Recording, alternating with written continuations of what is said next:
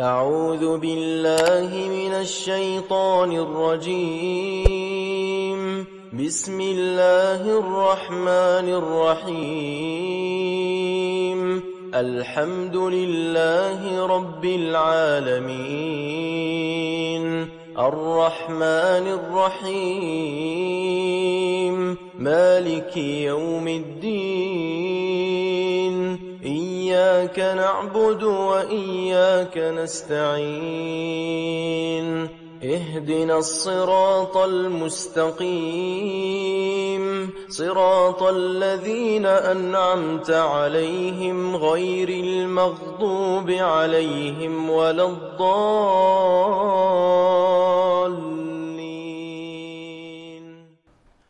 Deislamisasi sebagai upaya penenggelaman peran Islam dalam perjuangan kemerdekaan Indonesia. Deislamisasi itu mungkin kita bongkar dulu apa yang menjadikan Indonesia bisa tegak menjadi sebuah negara. Ada 3 unsur mungkin yang mesti kita catat.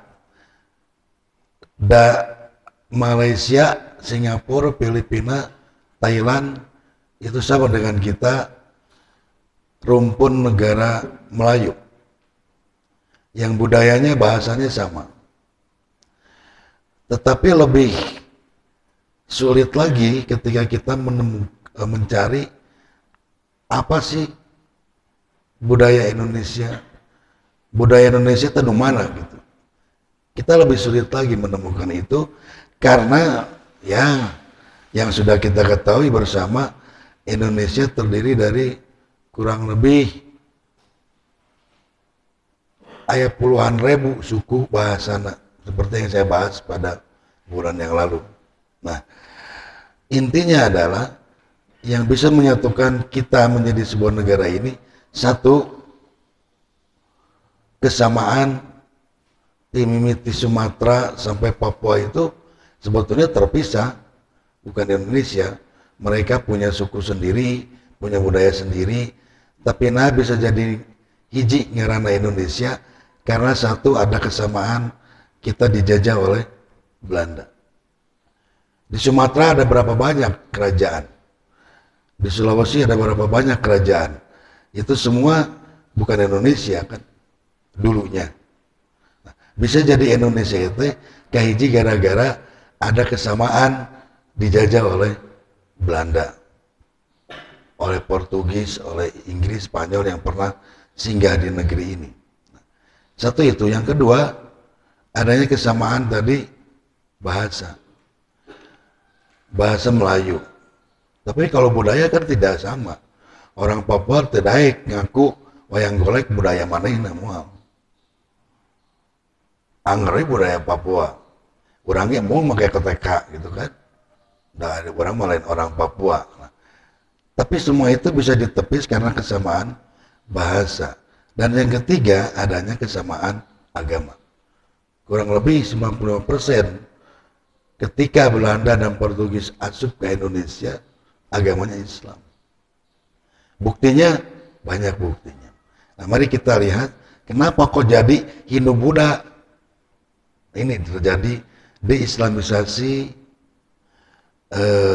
sejarah ya.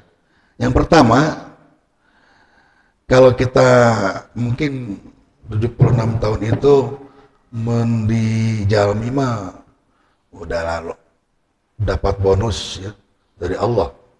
60 tahun, Rasul 63 tahun, berarti mau 76 tahun ayah bonus berapa tahun tuh. Nah, begitu pula Indonesia 76 tahun yang lalu kita merdeka.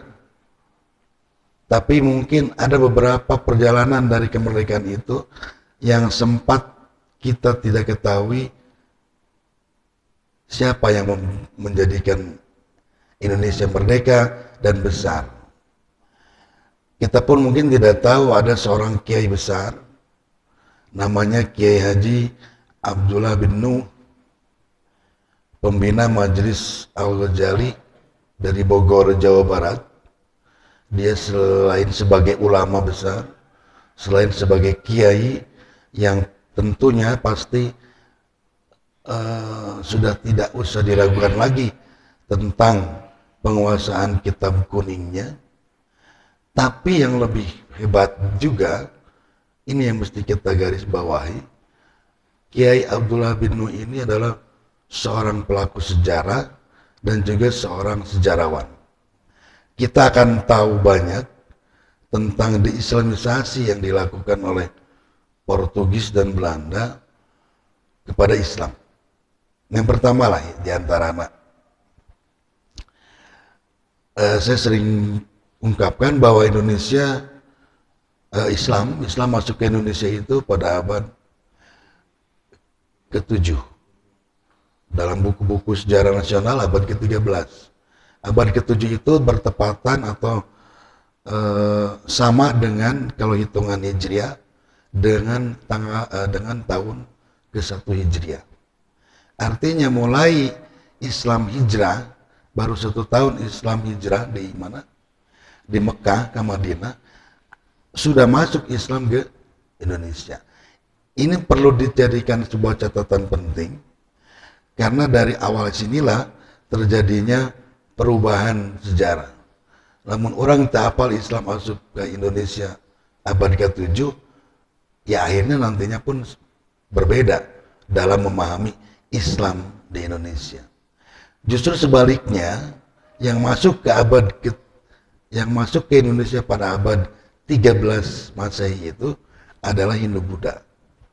Ini yang terbalik yang mesti kita luruskan. Oleh karena itu, wajar lamun di buku-buku sejarah Belanda dan Portugis menyebutkan Islam itu adalah pemberontak, Islam itu adalah pengacau, Islam itu pembuat masalah. Karena apa? Saya kembali ke ungkapan saya di awal tadi bahwa di Sumatera itu sudah banyak kerajaan, di Sulawesi sudah banyak kerajaan, di Maluku, kenapa disebut Maluku? Karena Al-Mamluk, kerajaan yang memiliki pulau yang memiliki banyak kerajaan-kerajaan. Maluku itu Mamluk, bahasa Arab itu. Nah, di sini buktinya di Sumatera saja katanya itu ada 14 kerajaan. Orang apalagi Aceh we unggulnya. Semua bahasa we tiba heula. Padahal 14 kerajaan Islam. Di Madura ada 11, di Sulawesi ada 8, di Nusa Tenggara ada 4, di Maluku ada 9, di Papua itu ada 11 kerajaan Islam, di Kalimantan 14, di Jawa Barat ada 3. Nah, ini bukti bahwa yang menjadikan Portugis Belanda malikeun sejarah kunaon Islam dianggap pemberontak. Ya karena ketika Belanda masuk, ketika Portugis masuk, yang melakukan perlawanan adalah ulama santri yang ada di kerajaan-kerajaan tadi. Kamarana cenah. Kerajaan Majapahit jeung Sriwijaya, acan aya. Jadi disebut logikanya begini. Hari ini, maaf ya, ini sejarah, bukan mendiskreditkan salah satu agama. Akhirnya Hindu-Buddha di Indonesia berapa persen gitu aja. Terbanyak bukan. Terus budaya sampai kita bisa pakai baju juga kieu, itu budaya Hindu-Buddha atau budaya Islam? Bukan budaya Hindu-Buddha. Tinggal di Borobudur patungna di Baraju tuh, di Prambanan di Baraju tuh. Mereka tidak mementingkan baju ketika itu, justru Wali Songo, para ulama, Wali Songo teh di dia peran teh aya banyak sekali. Dari perpolitikan, Sunan Gunung Jati itu tidak pernah tercatat dalam sejarah nasional bahwa dirinya adalah yang memiliki wawasan politik yang luas. Gajah Mada we jeung Majapahit nu dibahas. Tidak ada agama Hindu Buddha di seluruh Nusantara. Tapi agama Islam ada di semua Nusantara. Hindu Buddha kan ayah di Sababaraha, sok catat peninggalan.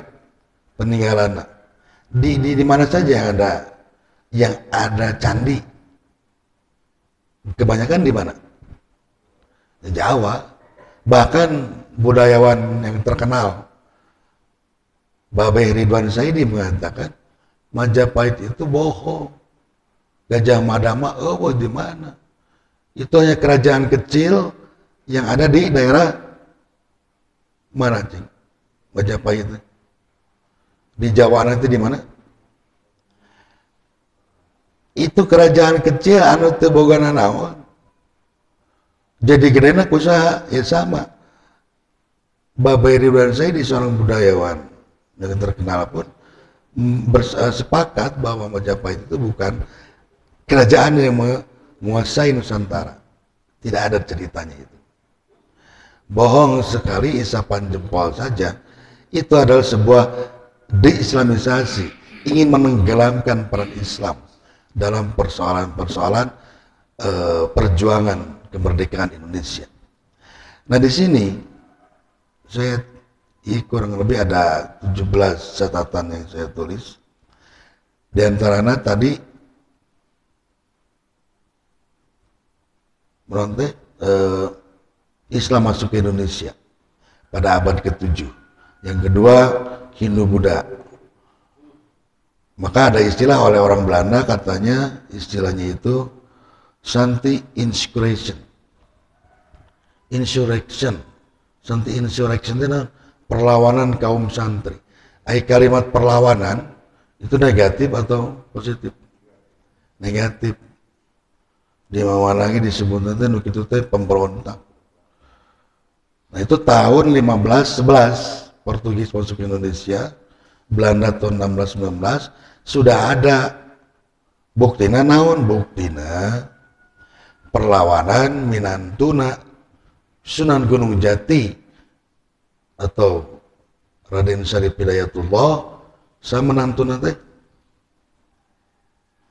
Sunan Gunung Jati Fatahillah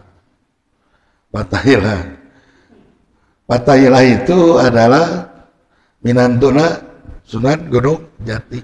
Sunan Gunung Jati teh memperluas kekuasaan politiknya sampai di 3 tempat di Jawa Barat. Nyata di Banten, di Jakarta, dan Cirebon.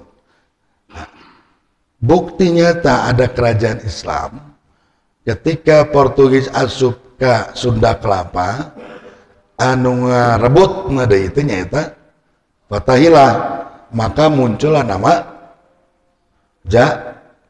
Jayakarta. Jayakarta di mana awalnya? Fatahillah ketika itu setelah memenangkan peperangan dengan Portugis, maka membaca surah Al-Fat ayat 1. Inna fatahna laka fatham mubina. Maka sungguh Allah telah memberikan kemerdekaan yang paripurna, yang sempurna. Fatham mubina diterjemahkan dengan bahasa orang Jayakarta. Akhirnya menjadi nama Jakarta. Sanunyennya Fatahillah. Orang mana Fatahillah ini?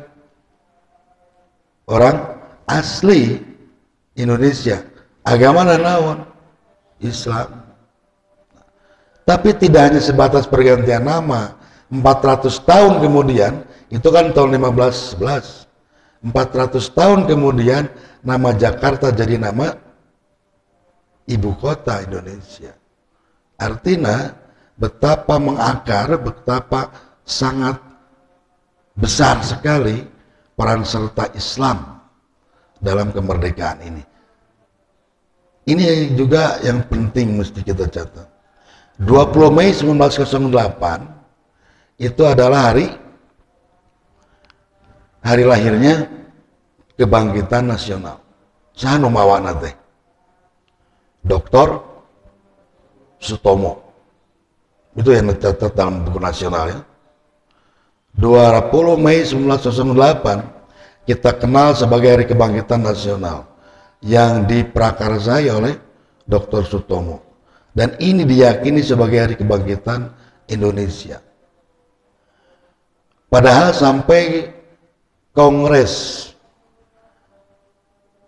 Budi Utomo di Solo tahun 28, ya, Budi Utomo tetap menolak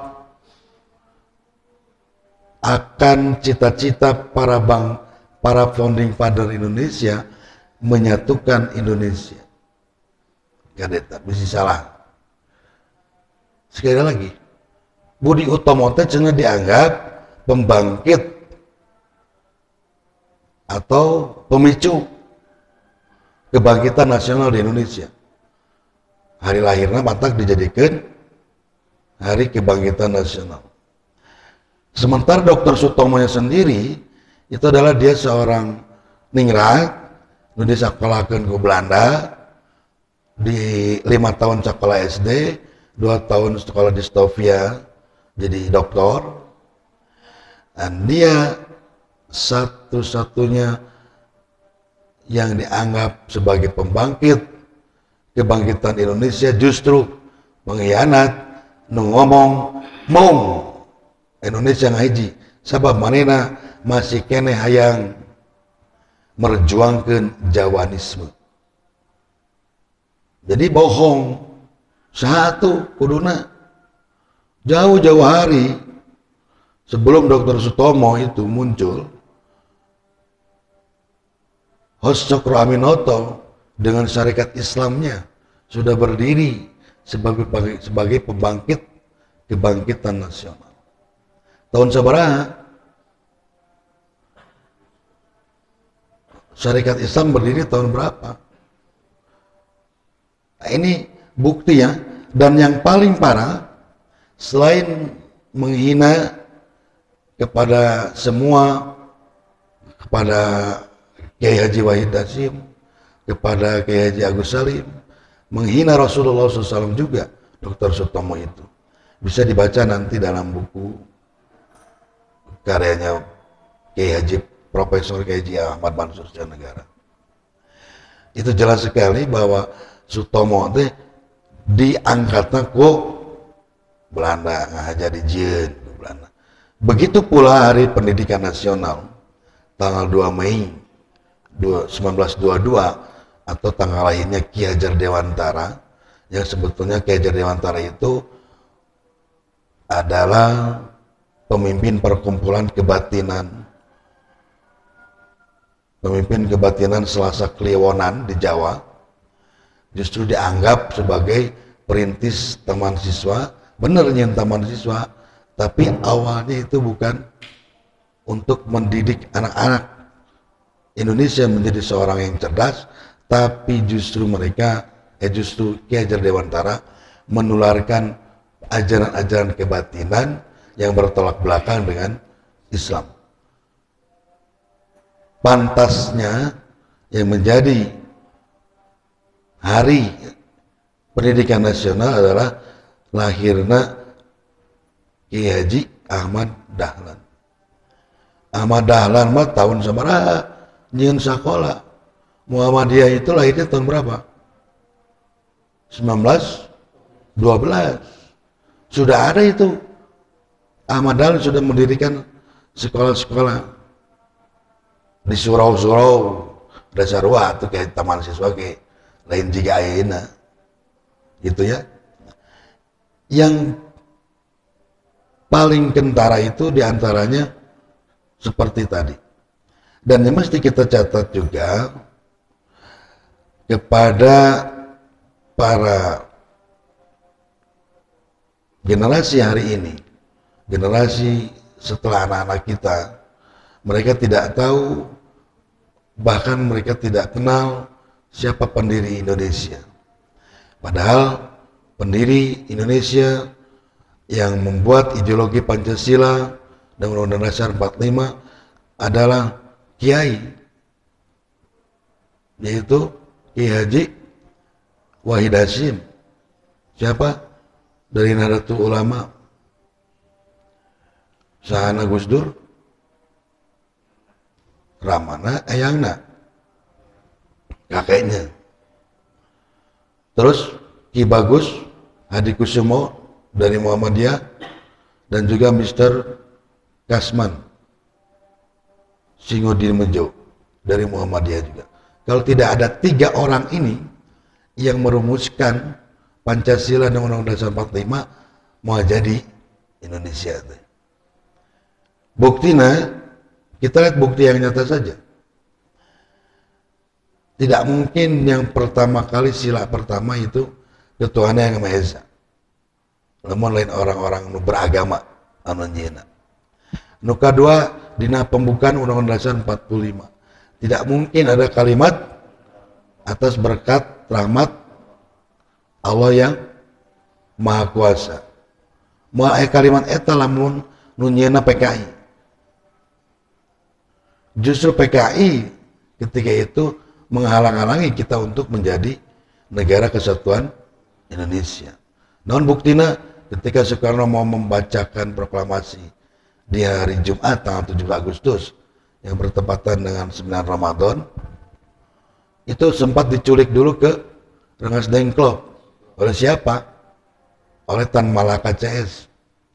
Tan Malaka Islam lain, ateis kan?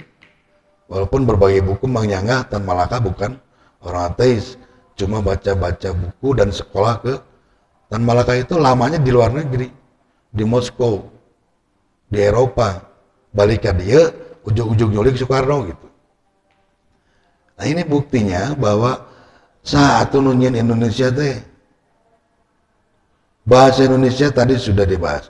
Merah putih, bendera yang kita hari ini jadikan sebagai bendera Indonesia, itu pun dipertahankan bahkan disiarkan oleh para kiai, sebab merah putih itu adalah benderanya Rasulullah SAW.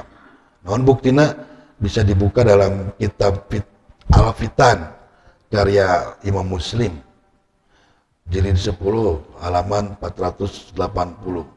Itu tertulis hadis yang menyatakan bahwa bendera Rasul teh merah putih, bendera panjinya itu yang hitam, yang lafaz la ilaha illallah, anu cek batur mah bendera HTI. Lain. HTI sarua we benderana gitu. Padahal mah bendera panji Rasulullah. Ieu tong salah oge. Nu hideung berlafadzkan la ilaha illallah. Bendera panji, bendera perang, bendera merah putih itu benderanya Rasulullah. Apa dasarnya? Dalam Indonesia Raya itu sebagai bukti mencek orang mah penjabaran merah putih. Ada kalimat nonton perlu dinyanyikannya, nyanyikan temen di masjid. Ada tumpah darahku ya. Merah itu adalah, jadi ini sebetulnya maknanya dalam. Manusia itu tercipta dari sebuah nutfah. Nutfah itu berubah menjadi darah, daging. Nah, cek singkatnya, janin yang ada dalam rahim seorang ibu itu bisa besar gara-gara memakan apa di dalam perut. Memakan sari makanan dari ibu melalui darah kan. Nah, merahnya itu kita hidup gara-gara minuman geti inung cek kasar nama. Setelah lahir, bayi itu dikasih apa? ASI. Ari ASI tinu geti kene. Nah, merah putih itu sebagai pertanda itu. Maka tumpah darah di sana aku berdiri menjadi pandu bapakku, bukan kan? Menjadi pandu ibuku dah anu mencek kasarama, mencek Sunda menawan cenah. Inung nunganung bapak nunga juga itu ya. Inung nu keluh kesah dalam surat Luqman itu. Fi amaini aniskurli waliridai. Jadi itu sangat berlandaskan Al-Qur'an. Urang teh dikandung ku inung 8 bulan, nu keluh kesana inung urang di inuman saripati tinu betengker di jero kandungan, keluar di bare cai susu. Kenapa para ulama membuat lagu Indonesia Raya dengan kalimat itu? Karena para ulama tahu yang menjadikan negara ini besar siapa kalau tidak ada seorang ibu. Hadisna geus puguh umuka wa abaka. Artinya lain sagawayang Indonesia berdiri teh, tapi didirikan ku para kiai anu ngerti kanu agama, ngerti kana ajaran, bukan NKRI harga mati bari teu ngarti. Justru ulama nu diparaehan. Ini mesti kita yakin 76 tahun Indonesia merdeka, saha atuh nu ngajadikeun 76 tahun teh. Di antaranya terakhir TNI. Tidak akan ada TNI kalau tidak ada para ulama. Dulu zamannya peperangan mah dan ayah pangkat dan sebagainya. Tapi yang berjuang siapa? Di garis paling depan para ulama. Tapi ada sebagian para tokoh ketika itu setelah merdeka Indonesia tidak perlu tentara lah, cukup polisi we. Kenapa?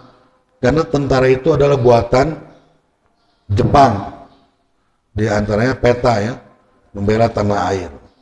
Nah, Dai Danco itu kepala regu, kepala batalion itu dari 68 batalion tentara peta semuanya ulama. Rekumaha jika bakal TNI itu dari 68 batalion Dai Danco yang didirikan oleh Jepang itu semua adalah ulama. Dan diantaranya ulama yang diangkat menjadi panglima besar yaitu Jenderal Sudirman. Nah ternyata Jenderal Sudirman itu adalah seorang kiai, seorang guru dari Muhammadiyah. Dia menjadi panglima besar.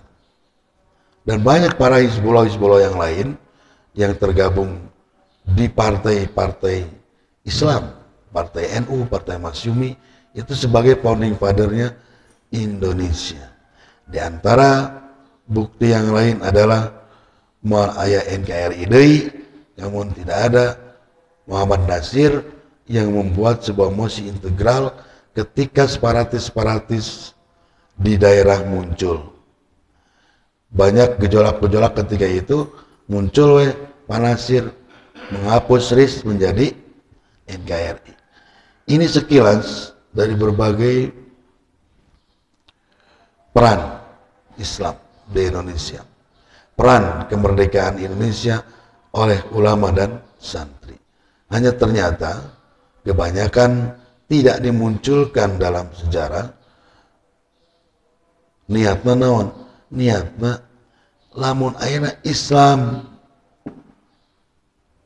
Jadi juga aku banyak alergi gitu. Seperti saya di awal tadi, 3 fondasi yang kokoh sebenarnya anu ngajadikeun Indonesia aya. 1 tadi sama-sama korban penjajah Belanda.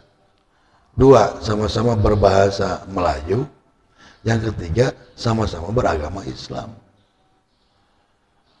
Maka wajar kalau sekarang terjadi radikalisme.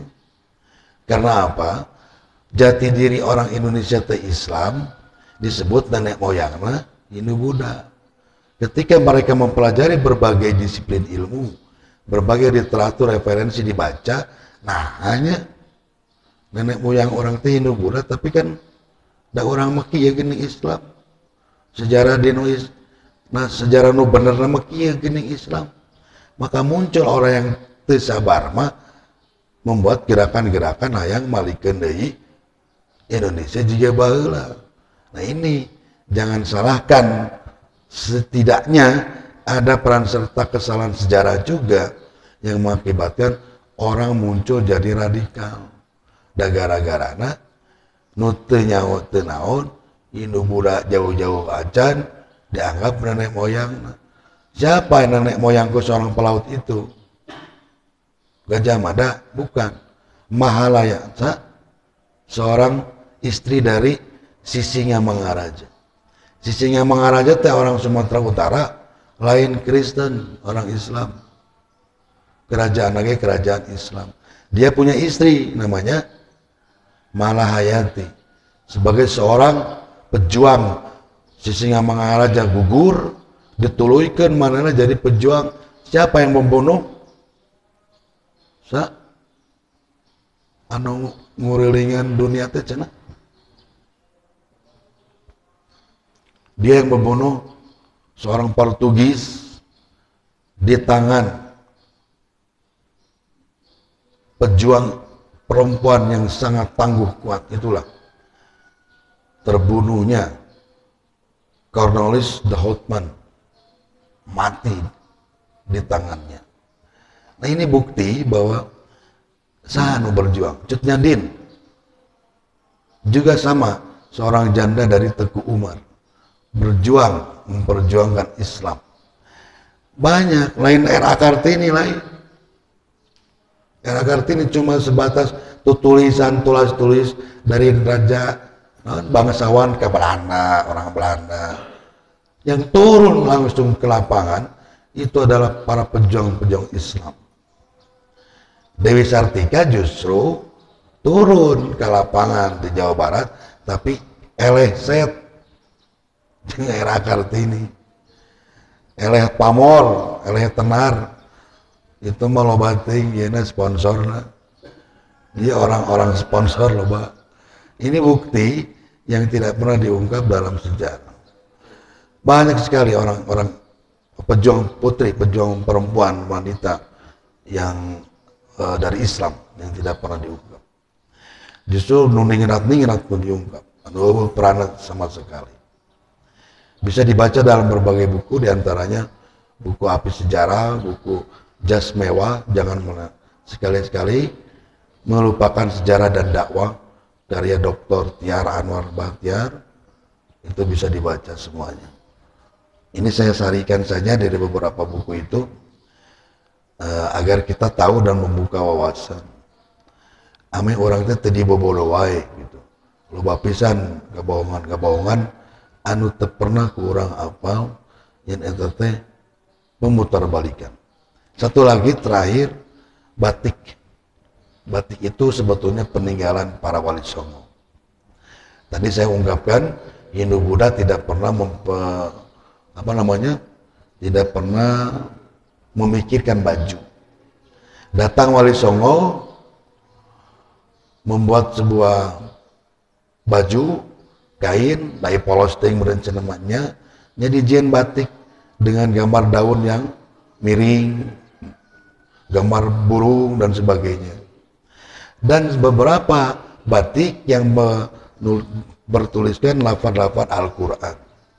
Tetapi karena bangsa ketika itu buta huruf kebanyakan, sementara Al-Quran intisarinya ada dalam surat Al-Fatihah, dan Al-Fatihah kita mual bisa baca, tetapi para wali songo pintar sekali. Maka apa sih cenah Al-Fatihah teh? Al-Fatihah teh ba yang ada titiknya disingkat jadi batik. Itu sejarah dari wali songo. Sangat-sangat pintar para wali itu. Sehingga kalau kita yang dulu suka lalajo wayang, tapi wayang golek mana bedanya jeung wayang kulit.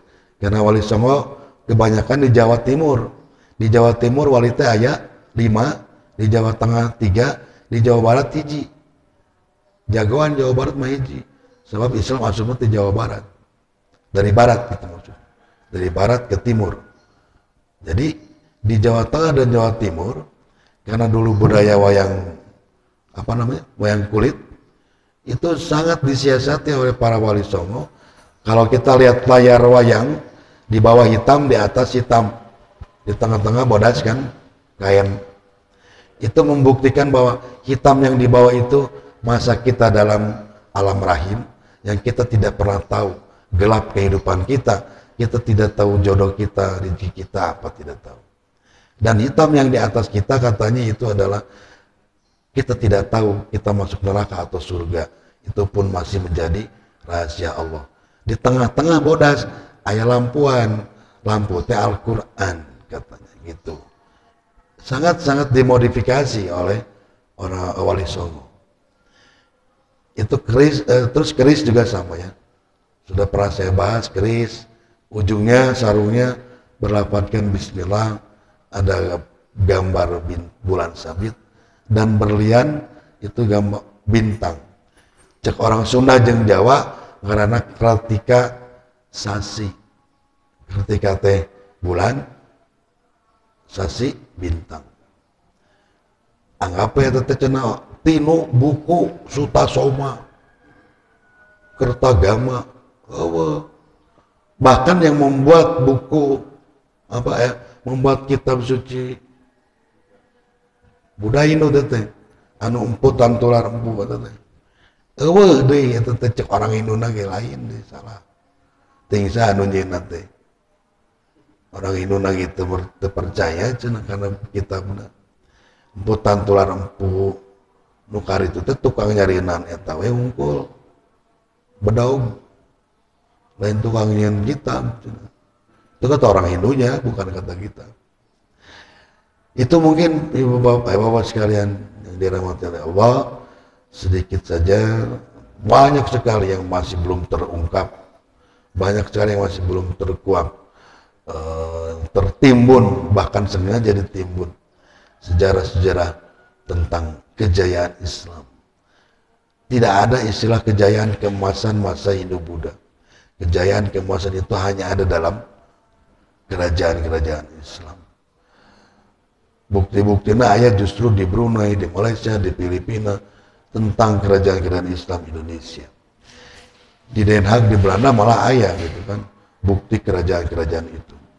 Itu saja Bapak sekalian, mudah-mudahan mendapatkan sedikit pencerahan dan juga ada ilmu yang bisa kita jadikan